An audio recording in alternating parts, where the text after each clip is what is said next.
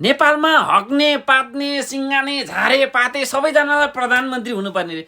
अब फेरि यो फ्याउरी कहाँबाट आइछ म प्रधानमन्त्री भयो भने यस्ता गर्थे रे उस्ता गर्थे रे के नाप्छ त यसले। यो सुन्नुहोस् एकचोटि। प्रधानमन्त्री भएको भए भन्ने विषयमा म गइन, म प्रधानमन्त्री भएको भए के गर्थे भन्ने विषयपछि सोधिदिनुहोस्, म गर्ने थिएँ। तपाईँ प्रधानमन्त्री भएको भए के गर्नु? म प्रधानमन्त्री हुन चाहेको होइन हो।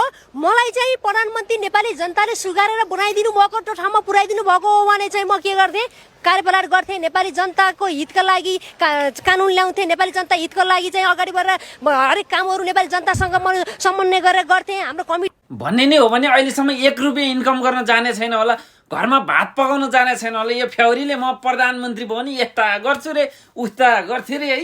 के रामा रामा, यो युट्युबे फेसबुके यो दुनियाँ यो कन्टेन्ट क्रिएटरको नाममा यस्तो खालको समाचारहरू बाहिर ल्याउने यो यति धेरै बेरोजगार मान्छेहरूको चाहिँ अहिले रोजगारी चाहिँ यस्तै खालको झारेपातेहरूले नै दिइरहेछ क्या। यिनीहरूलाई चाहिँ रोजगारी भनेकै